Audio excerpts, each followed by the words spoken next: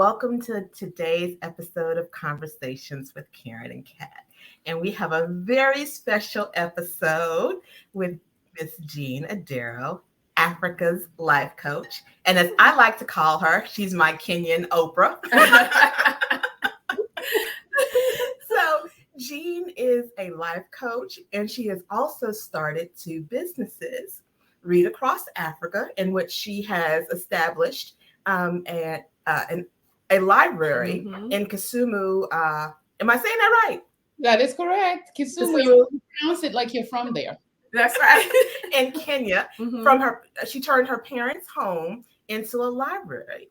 And when I thought about this podcast, I've been wanting to have you on since the very inception. We just had to find the right time. But I've always wanted to have you on. And she's also a life coach. And the name of her company is Reimagine Africa, where she works with African women throughout the diaspora in changing their lives and empowering them. So thank you, Jean. Thank you for having me. Yes.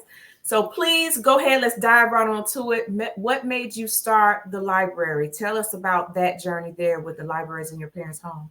Well, it was an interesting one. My dad died in 1998. Actually, 25 years tomorrow. Wow. Yeah, it just hit me. And when he passed away, he and my mother didn't like each other very much. I mean, they were together, but they didn't have a good relationship.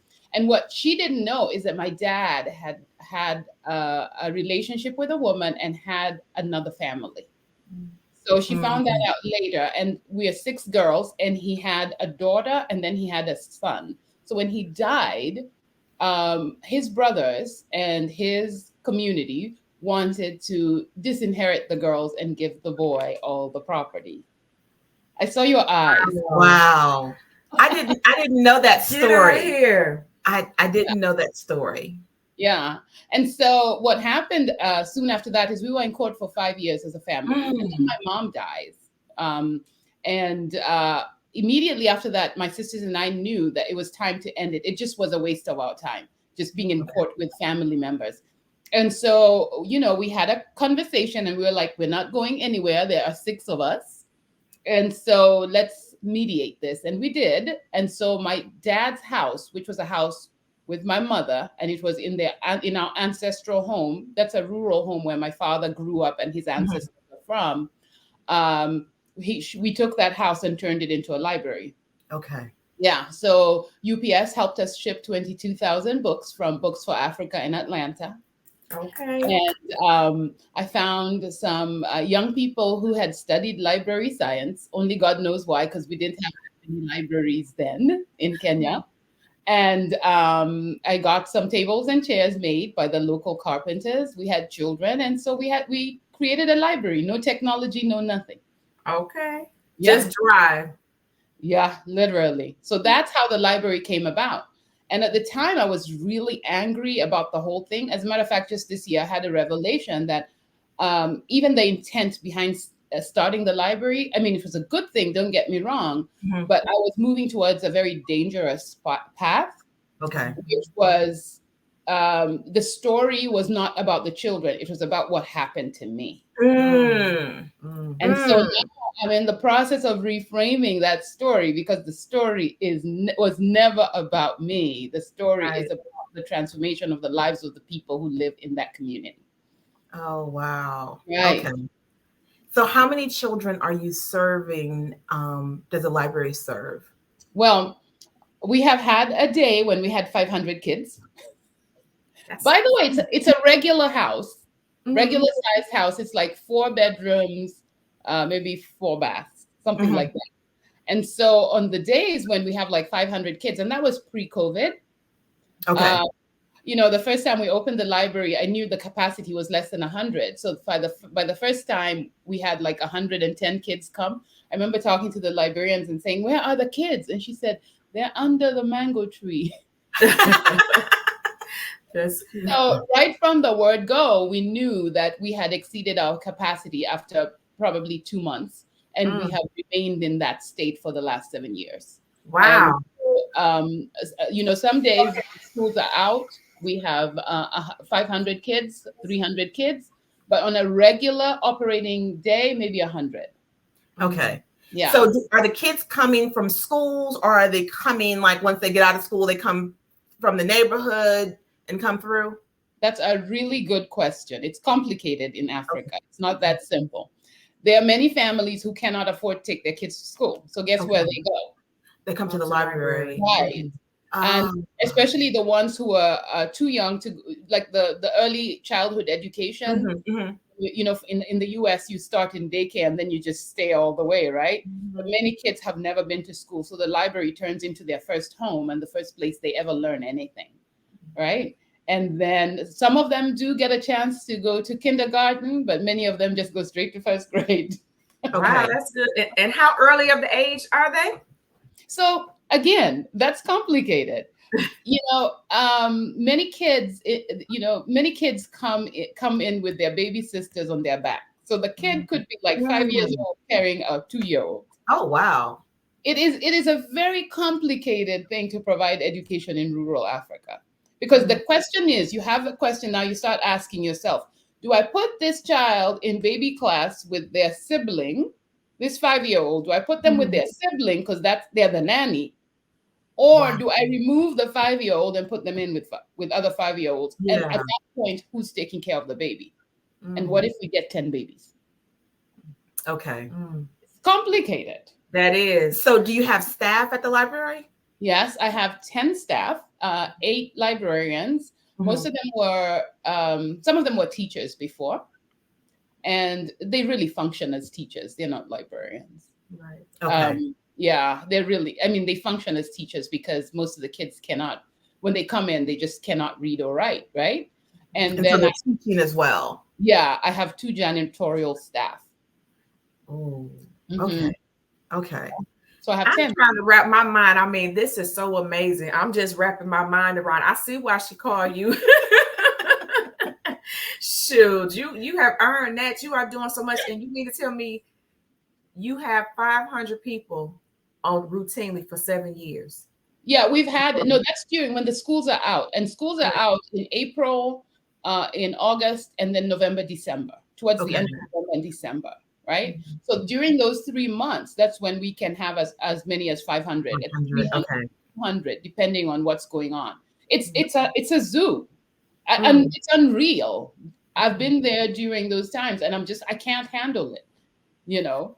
So how do you plan on scaling and building out so you can have different locations? Is that on your radar? It used to be, but it's not anymore because I have to dial back down. Our success is our biggest challenge right now. So what happened is when we got the 5th graders coming in, our first, maybe they might have been, the youngest were 5th graders. No, in 2015. Anyway, whatever the age was, those kids are now in college. Okay.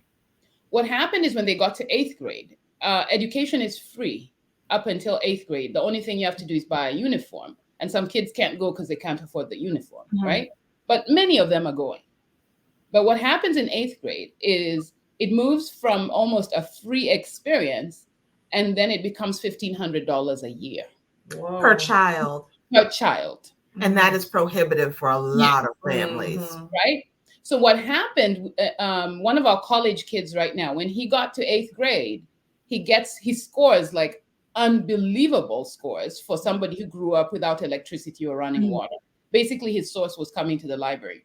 And so he gets into this great high school, a boarding school where he can go and actually concentrate because, in school, when they're out of school, they have chores and stuff. They're herding cows and doing all kinds of chores. So they don't get a chance to concentrate. So it's important that we put them in boarding schools. And it now turns into $1,200 a year. His parents probably make $1 a day. What happened is we took on the responsibility of putting them through high school. And as we speak, I must say it's almost unaffordable. We cannot keep up with the 19 children that we are putting through high school. So you made a commitment that you're putting these 19 through high school. I didn't commit to it. It didn't happen. Because it's like, how do you take kids and teach them how to read and write, get their self-esteem up, have them believe in themselves, and then you cut them short. Right. So I didn't, but I did. Correct. Okay. Right. So that leads me to my next question: how we need to donate and get some funds to your organization so we can help make sure we're getting these young people and keeping them on a pathway to success and fulfilling their educational dreams. Actually, it is really, really simple. You can go to readacrossafrica.org and donate as little as $25. We'll put a child through the after school program because that's where it starts.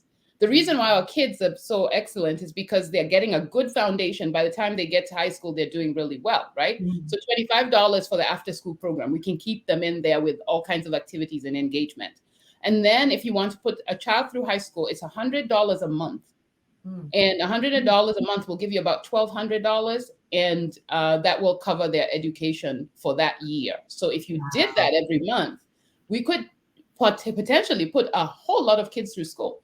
And then for the university students, it's becoming a little bit more. It's $200 a month, but they'll come out of school with no debt. So in Kenya, a student can go to college for about $2,400 for the school year. Yeah. Wow. Equivalent to a $5 cup of Starbucks. Like literally. Because people drink Starbucks every day. So let's just break it down to something that people can practically use, right? What you're asking for is literally Chick-fil-A. If you eat these things daily, right? Chick-fil-A, Starbucks, your Dunkin' Donuts, or your scratch offs. That part, right? So yeah, that's good. Yes. And you can't, I don't know if you can see it right now, but I have a banner at the bottom that has I do, thank you.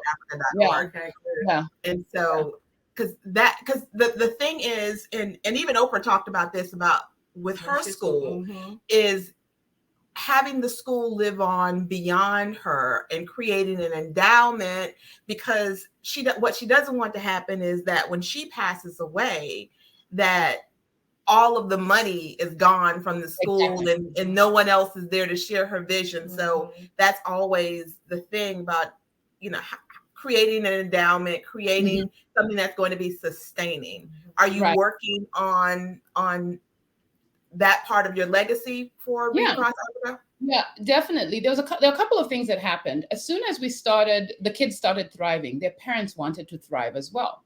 And so we started to figure out, what is it that the community needs?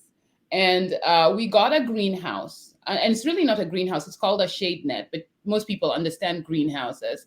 And we started growing vegetables. So it is our intention to, number one, figure out how to feed our kids, because many of them come to the library really hungry and they cry. Yeah, it's really very sad, very, very sad. And so that just made me feel something. And then, we want to feed our kids while they're there, and then the surplus we can sell, and in that way we can take care of ourselves financially. So that is the goal. It has been extremely difficult, and I'm looking for an agricultural partner. What are the challenges? You said it's difficult. So what are some of the challenges you have to overcome to get there? So, for example, we were looking at the highest yielding crop that, so that we can sell them, and maybe we sell the highest yielding crop and buy inexpensive food. For example, we grow tomatoes, but buy beans, right? So that the kids eat a bean stew, but we sell tomatoes so that we get the highest yield. But growing tomatoes is not an easy thing. It grows in some areas and it doesn't. We don't fully understand the agricultural process. Remember, when I started this, I was not a librarian. I was not a teacher. I did not have any kids. And now I'm trying to be a farmer. So it's like, and this is the thing with Africa, is you realize that when you're starting to and I can say this about anywhere in the continent, right? And I'm specifically talking to Kenya, but I know I can duplicate this problem everywhere around the continent of Africa. You start fixing one thing and you will always find another bigger hole. Something else sprouts up. That's just true. There are no systems that are sustainable yet. Yeah. Right? And that's even true in the US, Jean.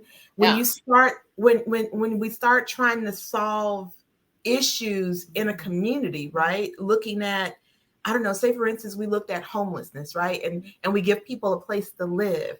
Then you find out that they may have mental health issues or substance abuse issues, or, you know, they've been chronically unemployed. And so they don't have skill levels. So all of these different things pop up, even when you're trying to address one issue. So I can see that.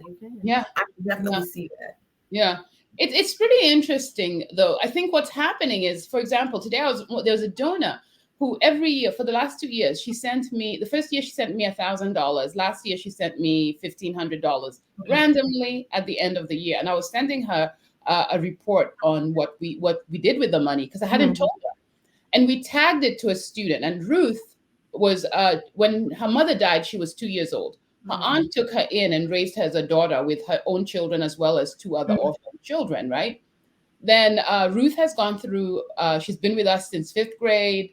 And then she was about to graduate from high school, and her aunt died. Oh, wow. And her aunt died. She has 2 other cousins who were also finishing their final year of high school. And all 3 of them did amazingly well. Ruth wants to be a lawyer. She got a B+ average, which is pretty high in the opinion scale. And her sisters, she calls them her sisters, they're cousins, but they were all orphaned.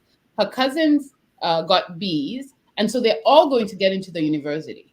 Now, the support system that's needed to do that is unbelievable. But in 4 years, Ruth will be a lawyer. Wow. Ruth, okay, we need to give her a job. Ruth is going to be a lawyer in 4 years. And the thing is, at this point, I have committed to making sure Ruth completes her education and goes in to be a lawyer, because you don't want her going in for something else and then having to start all over again, like most of us have done as adults. Right? Now that we know better, we need to make the path clear for our kids. For her, You say you want to be a lawyer. Let's facilitate that journey so you can get in the business of doing it quickly and then coming back and changing your own community. That's right. So our listeners and our viewers need to help commit, help her get through law school. Help her. That's right. That's and right. This girl got an A in computer studies. That's what they call the class where you have just the tech classes that they offer in high school. How about Ruth has a whole program at the library teaching people how to use the computer? Is it online? Is it online? Her computer program? Her class. No. She's just getting people locally, and they come in, because this is the thing. She has to teach them how to turn it on, how to plug it in, and do all that. The basics. Ruth has a class every single day. I didn't even know that. I just got pictures. And they were like, oh, Ruth has a computer class. I was like, what? Girl, that's good. Right. I was asking for the maybe some video or something so we could share it and help highlight it and so forth. So then that way you guys can share what's going on and how you're making so many positive strides in these young people's lives. I can get you that. Yeah, we can plug it into this. That. Absolutely, because we need to highlight what they're doing. You know what I'm saying? Absolutely. So we've got Read Across Africa, and then we've also got Africa's Life Coach. Yeah. So Jean, tell me, how did you become a life coach? I know how you became a life coach. So and I'm interested in hearing your version. But this is what happened. Remember, I told you about Alan. When Alan got the grades to go to high school, I was in Kisumu, and I was like, oh my God, he believed me. Because you say these things to kids, but you don't know that they're listening. So he's like, I got an A average, and so I'm going to this school. Okay. And then it hit me that nobody has a plan for Alan. And I was thinking about his parents. They're limited education-wise. Yeah. The school has herds of children coming in. They're not going to give him that kind of attention. So I started talking to corporate leaders in Kenya. I would go to Kenya and I'd ask a friend, hey, do you know anyone who's a head of an organization? And they would connect me to someone, and I'd knock on the door and I'd be like, hey, I'd like to talk to you. Just wanted to see where the head was. Nobody was thinking about these kids. Like it's not on their agenda in the way that I need it to be. Yeah. So I remember talking to one leader, and he said, yeah, I sponsor one child. And he was a top leader. And I was like, really? That's all you got. That's what was going on. He means he provided financial support, and that Financial was it. support for one. You There right, was no mentoring. There was no let me take you by the hand and guide you through this. Okay. Right. And so I was listening to him because I know where he's educated, and I know, and we're talking about a lot of Africans, you know, we like school, right? So they're educated at the top schools around the world, and then they come back and they're leading these corporations. But I think it, again, I'm sure it's complicated on their level too. They're not focused on the kids. And it hit me that our leaders do not have a vision for themselves. Wow. They do not have a vision for people who are like them. Yeah. And therefore, someone needs to step in and start coaching leaders and get them to see that it's not about you and your family and your four walls. There's something bigger than you that you were put on this planet to do. And you need to start getting in the business of doing it so that someone can live. We're not talking about, they need to live. right, Yeah. thrive. Right? We're not even talking about, some of them need health at the most basic level. That's how I became a life coach. I love that. I started leading, just having these conversations with women, and then it just morphed into its own thing. That is so powerful. And you coach executives, kids. Who all do you coach? So it started with women in the diaspora, African women coming into the US. They usually come in with this big dream. We're coming for the American dream. And then the American dream becomes the American nightmare. But I started to realize that it's a nightmare that we create.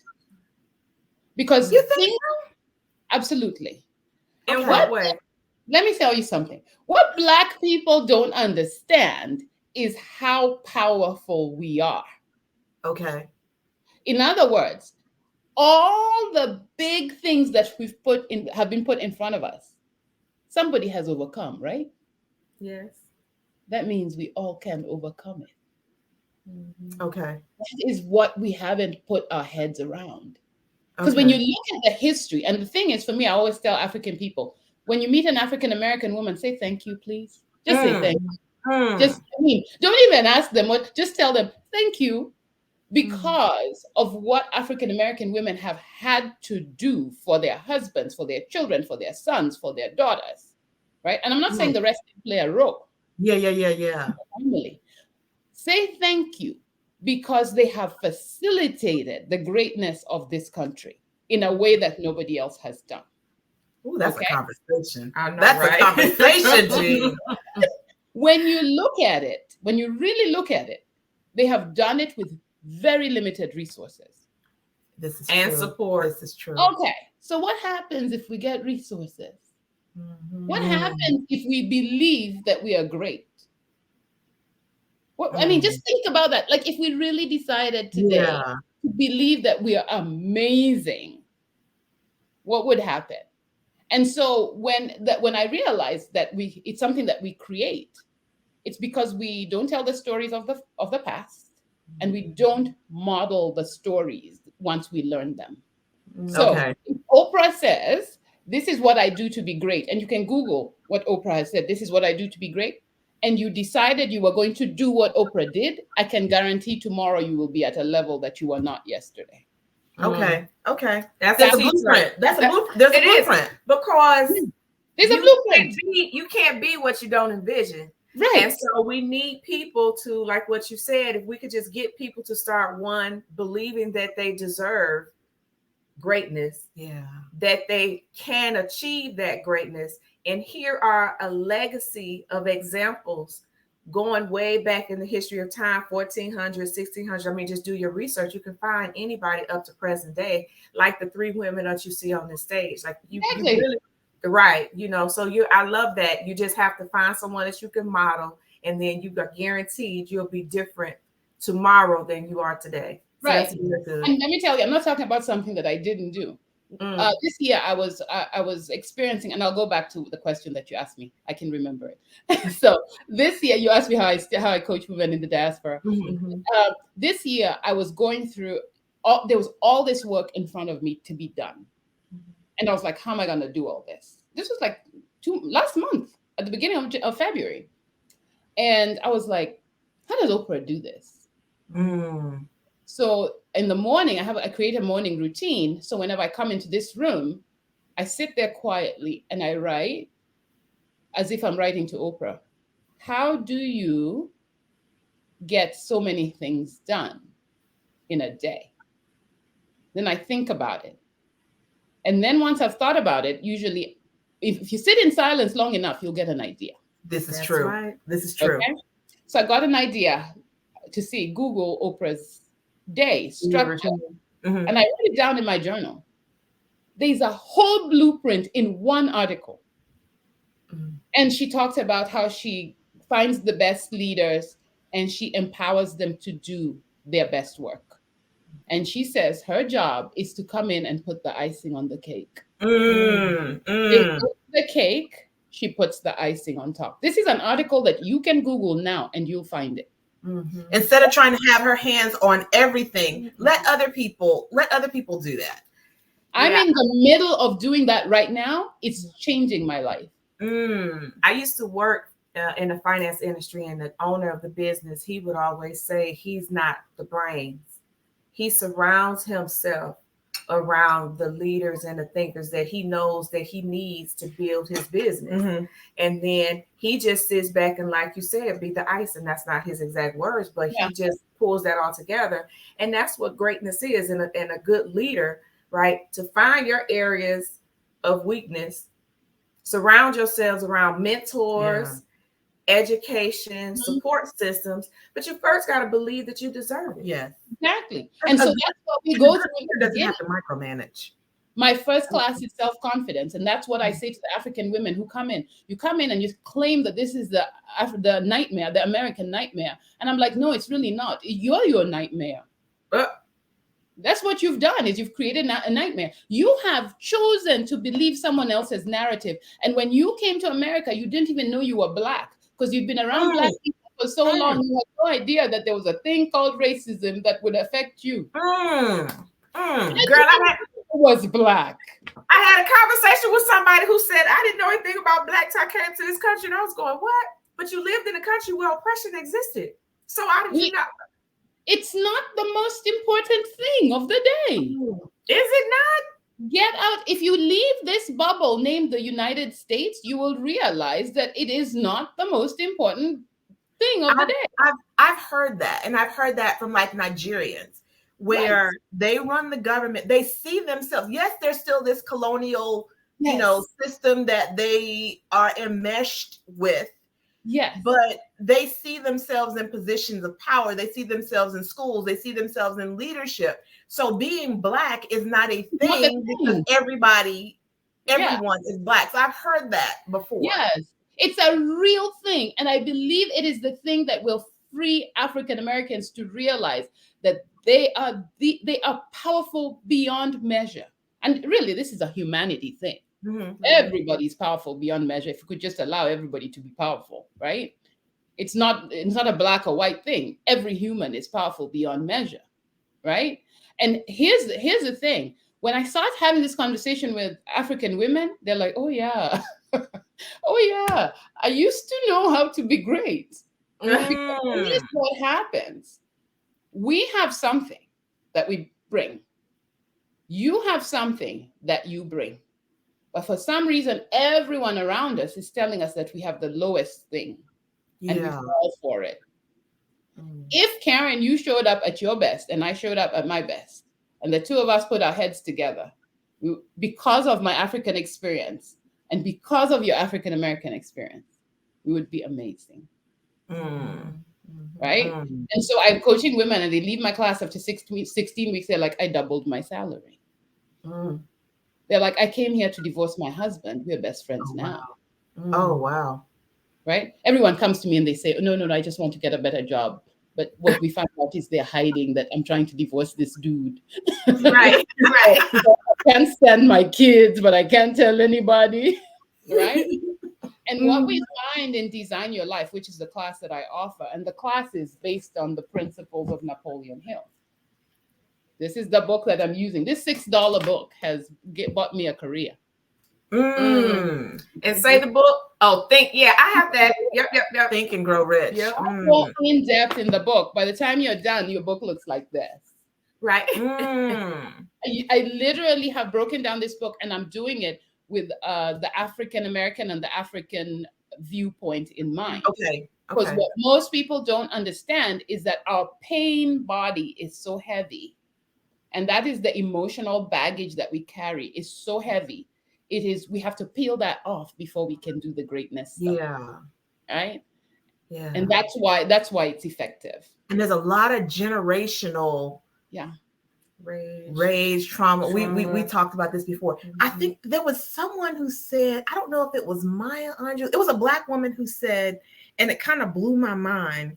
She said, when you are that we were an egg inside of our mothers when our mothers were in our grandmothers. So we have that connection, which is why some of that generational trauma. So I was an egg in my mother's womb when my mother was a baby in my grandmother's womb. Right. So whatever trauma my grandmother was going through, my mother also went through that in utero. And because we know that stress and trauma can impact the pregnancy. That is an actual science. They have therapists to try to go to you now to see if you have memories in your, and I forgot the name of it, but it's something to where it's like utero, whatever it is, therapy or something to try to get you all the way back there. Because I mean, some of us can remember 1 and 2. Like you can right. So imagine with help how you might even be able to remember something else and start unpacking and dealing with that. And get this, from the African experience, I've been here 32 years this year. My pain body is only 32 years old. Yours is 400. So the next time an African tells you something crazy, I give you the authority to say that.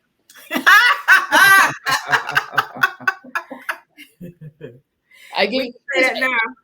It is the truth that even though you were not there 400 years ago, you were born with that story. I wasn't. I've only learned the story since in the last 32 years. 1991. Okay.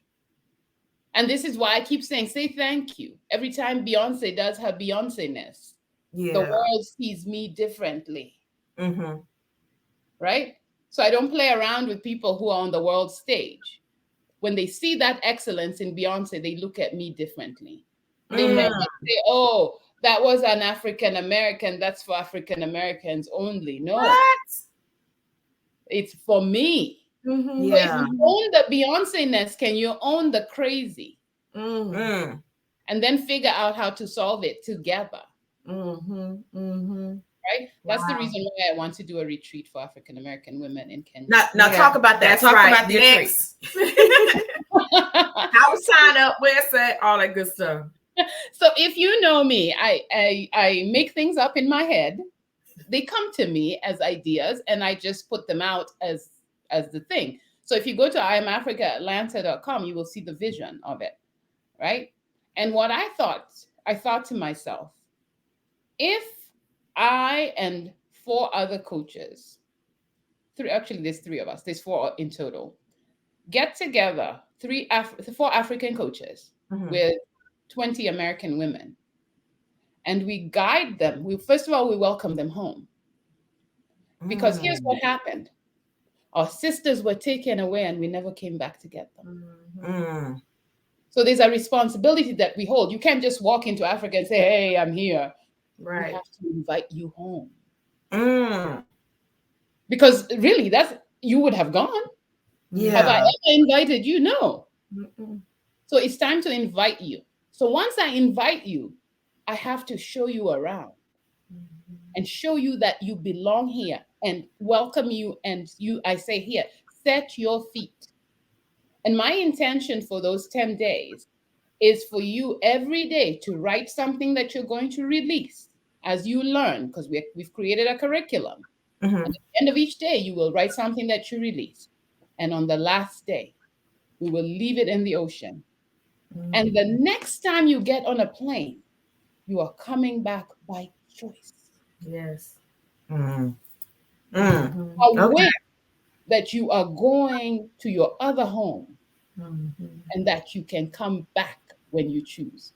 So, what you do is spiritually erase that journey, the journey that came without dignity, the journey that someone decided they were going to use to strip you of who you are, Right.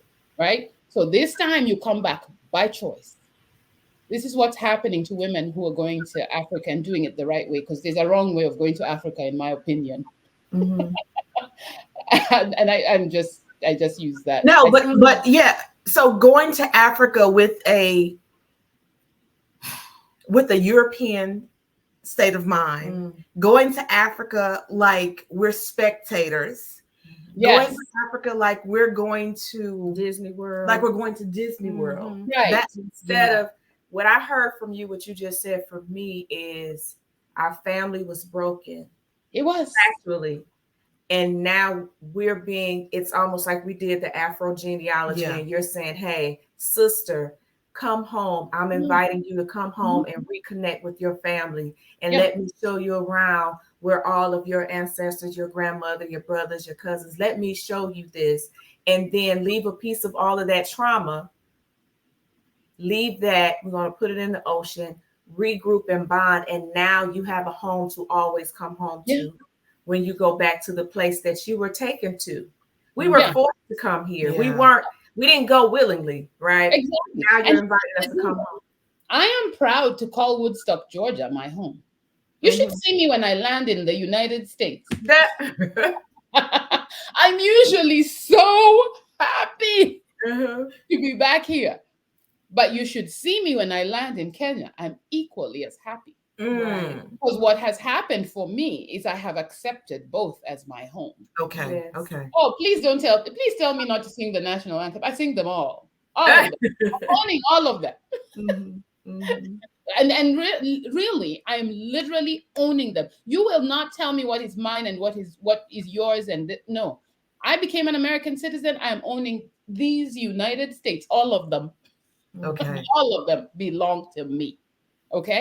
And the same thing happens when I go to the African continent. So when is the retreat? Do you have dates yet? I have dates. Okay. I have dates. They're supposed this is scheduled for May 22nd to the 28th. Okay. Yeah. Not far away. Not far away. But if you know me, this is what I do. I put a date out there, then I figure out how it happens. That's right. So this is a 10-day retreat. Is that right? Retreat. Yeah. And what we're going to explore is the food. How do we name our children? Right? How do we handle fashion and style? Where did it come from? And what is it today? Let's talk about our hair. Because everyone talks about our hair, but let's talk about our hair. Because all of us sat in front of a kitchen stove. Right? We know what it smells like. We know what it sounds like when it's hitting the stove. We know when it's coming because we can feel it, right? Yeah, like you brace yourself. Let's talk about it in our own circle, and let's talk about why we abandoned our hair. Hold your ears down. Hold it right now. Yes. You do it so naturally. You don't even have to be told. You know when to do it. Right. So those are the kinds of conversations. And then one of the biggest things that I have on the agenda is that there's two things. Visit Read Across Africa. Because most people come and they don't want to go. Owning a piece of Africa does not mean you live there. As long as it's in your heart. We know, I keep saying African-American women should come to Africa because when they buy property in Africa, they take care of it. When others come, they build high-rises in the middle of residential communities. Right? True story. I can tell you a story about that too. Right? That's what happens. For you, you'll come back and you're like, this is home. This is sacred. Let's not mess this up. Let's improve it. And then also you're good to the people. Others don't always do that. Okay. We have right now there has been a crisis with the Chinese people who have come in with a lot of money, and everyone has read about it. It is a fact. Yep. Mistreatment of African, like it is slavery all over again. Yep. I've heard that. Speak about it.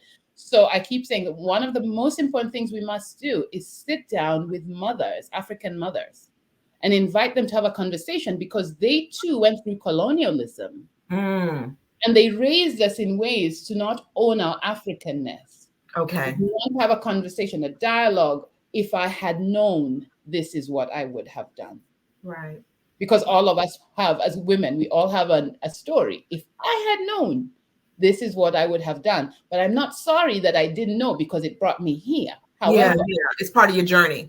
Yes, I want other kids to know that you have options. You don't have to do what I did. Right. You can choose the other options without going through this hurdle that I created for myself, right? But the goal is to own your life. Own your life, so that belonging no longer comes to you from a corporate program. Right. When you know where you belong, you just sit in spaces and say things that scare people and shock people. And you learn how to say it in a way where you're not fighting anybody. Right? And there's stereotypes. People call us angry Black women. Yeah, there's an anger. Yeah. The anger comes out. I've been carrying a lot of people. But how do you honor the idea that you carried a lot of people on your back without the anger? Right? There is a way to do that. I believe, and if anyone can figure it out, it is the African American women themselves. And don't forget my Caribbean ladies. I don't want you to think I forgot you. The root went all over. It's all of us. The Caribbean, all the Haitians, even Bermudians who are not from the Caribbean. It's all of us who went on that route. Yeah, absolutely. Right? Yeah. If you look like us, we're talking about you. Right. Period. So some people will be like, but I came from West Africa. Oh, don't get caught up in the boundaries. Yeah. Because remember, we didn't even create those borders. That's right. That girl, part. I was about to say that part. I'm biting my tongue so much. Look, I'm loving talking to you. because before European countries divvied up Africa, someone said that they were Lua or they were Igbo or they were, they didn't refer to Nigeria was not a place. No. It was Igbo land. It was, Lua. We're talking about the culture. The cultures were specific, like you would say, the Swahili culture. Yes. Right? The Swahili culture can be found on the coast of East Africa. Right? Many people think Swahili is a language that is spoken all over the continent. It is not. Right. It is Kenya, Tanzania, and then Rwanda is adopting it. That tells you it's in the east side. Congo kind of try, but it's not really Swahili. And then Ugandans have picked it up because of Kenyans, right? But really, that's the extent of Swahili. Then there's Zulu, the culture. It's cultures that we're talking about. Right? And I haven't even studied that myself, so I can't even educate on it. I only know what I know so far, right? But when we look at it from that perspective, it no longer becomes about us versus them. Yeah. Correct. What I would like for us to do, because I'm a Kenyan and Kenya is what I know, I would like Kenya to become the healing destination for African Americans, period. Come here and find peace. I welcome you home. One of the things we want to also do is make sure that you take an ancestry DNA DNA test if you want it. So that we can, so that while you're there and you're releasing it, you know where you're going next. That's right. And will it be the Afro ancestry? And tell me what you mean by that. So they're different. I looked at it. I know exactly what you're talking about. That I saw it. It kept coming up on my Facebook feed. Okay, and I went through looking at it. That's what I'd be interested in. I'm not going to tell you what test to take. But I think I have a position. Yes, because to my understanding, the gentleman who played Black Panther, he did the Afro genealogy, which actually tells you where what culture you're actually from. Yeah. and what your DNA shows versus somebody may just say you're 2% this or 3% that. They Exactly. actually explain to you the culture. So they have different results or types of Yeah, results. I did see that. It started showing up on my Facebook feed, and I Oh, was okay. so intrigued. Yeah, I think I attracted that. Yeah. Right. Divine I intervention. did my parents. We used we didn't use that company. We used a different company. Yeah. Before they had passed, we did them a few years back, and my dad at the time so the numbers shift according to who else is testing, but when he was tested back in about 2015, thereabout, it came up that he was 100% African.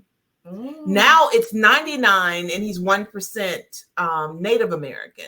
But so his numbers were so high that this fellow who was doing some research on ancestry had reached out to me, and he was like, where is he from? Like, is he from Haiti? Where is he from? I was Amazing. like, he's American. Right. He's American. But now it's shifted. He's 99% African and 1% Native American. Yeah. And that's what this fellow was saying. He was from Haiti.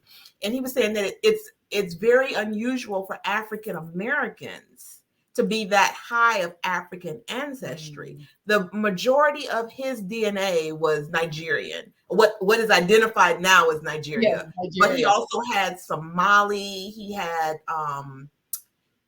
it was Mali, Senegal.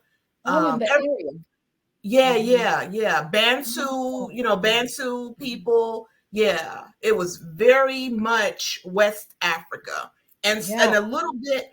And he also carries the gene of like the original Africans, and there's a name for it. I can't think of what the name is right now, but he also carried that gene of like the original Africans that were on the continent. Wow. How interesting. That is really cool. Yeah, that's important. I think it's important so that you can, if you're interested, because not everyone wants to get that test done for various reasons. But if you're interested, you know where to go next. Because the experiences, here's the thing. I would like for you to experience the spirit of Africa. Yeah. It has a vibe. And that's why everyone seems to come back when they do it right and they actually go in. There's nothing worse than leaving America to find your root and then you come back without your root. I'm just like, who does? Right. You have to set foot and actually see that it has meaning, right? And so that when you come back, you truly own and take up all the space that belongs to you because you were born. Not because you're a woman, because you're Black, because you were born. Yeah. That's the bottom line. Okay. I look so forward to connecting with you further, girl, because I done learned a lot in this podcast. So look, what question you know I'm gonna ask about health? Okay, but so there was so you got this retreat, and what else do you have planned? I have the I Am Africa experience. That's a weekend in Atlanta. Okay. So the one in Nairobi, the one in Nairobi is May 19th, 20th, and 21st. And then I have one in Atlanta, August 11th, 12th, and 13th. And that's just a birthday weekend. All right. So that's just tell us about the I Am Africa experience. I Am Africa experience was just started by people who I've coached. They wanted to get together because we did it all on Zoom all through the pandemic. And so we got together in a room and it was magic. Just unbelievable. It's just coaches. We talk about the inner child healing. We talk about feminine magnetism. We talk about finances and the abundance that God has for us. And then we talk about designing your life and the path that you take. And then most of all, Black girls coming together always like a party. That's right. That's right. I don't even know what it is. And I'm glad that I called it the I Am Africa experience. Because when I was planning it, I didn't even know what it was. And then I get there and I'm like, I can't even call this a conference. This is a whole experience. Right? Friday night, it's cocktails and just hanging out. Saturday, all day, we have different teachers just going through the different areas that I mentioned. And then Saturday night, we usually have a conversation about who are we going to become so that Africa can become. Right? And then Sunday morning, we have brunch. Who doesn't love brunch? Right. You have great intentions in your program. That's good. So now, is the I Am Africa experience just open to folks that you've already coached, or is this open to anyone? Okay, anybody can come, and I want us to normalize calling ourselves Africa's daughters. Africa's daughters. Well, I'm Africa's daughter. I'm Africa's daughter as well. I know that's right. Yeah, we're daughters and sons of Africa. Yeah, That's right. So that when I say African American women, I hope that Caribbean people are not mad at me. It's just, you see why I'm telling you, you've been carrying us for so long. Yeah. Like, even it's easy when I say, even when I check the box, it usually asks if you're African American. Sometimes it says Black. I always ask myself, why would I say I'm Black? I'm calling myself African American because you've been carrying me for all these years. Why not? I'm going with y'all. You riding with us? I know, right? I take it because, okay, it's just a label. Some people say it's just a label. Yeah.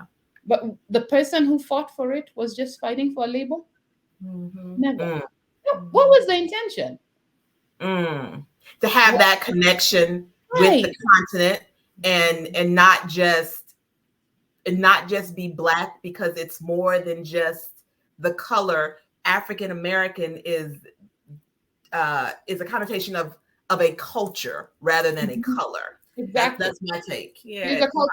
And then here's the thing. If you want evidence, go back to Lift Every Voice and Sing and look at the last line of that song.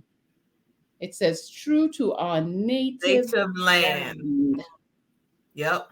True to our native land. And that says we are forever connected. Yes. Right? Yes. Now decide how you want that connection to be. Oh, I love it, Gina Adero. I love it. I love it. I love it. So if anyone wants to connect with Miss Adero, that's interested in the I Am Africa experience, and also to join Miss Adero in Kenya in May, you can find out more about both of these experiences on GinaAdero.com or IamAfricaAtlanta.com. And also donate.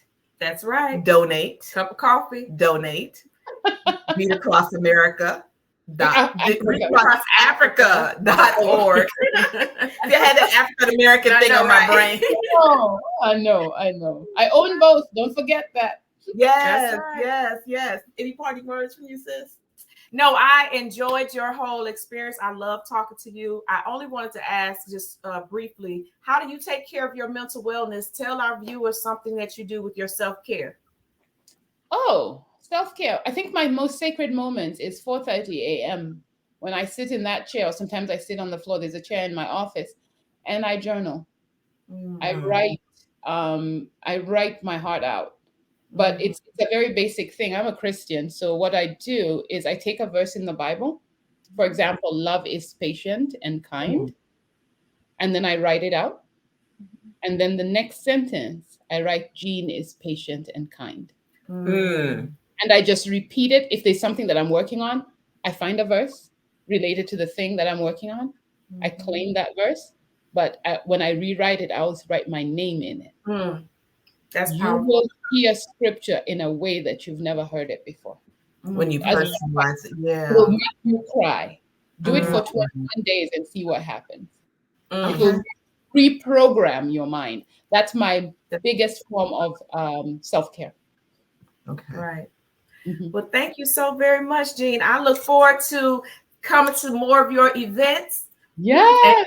With you. I enjoyed this podcast myself, just as I know that our viewers will. You see what I call them? My Kenyan Oprah. Look, we just got to call her our Kenya Jean, honey. Look, Oprah got a stage. We got to get.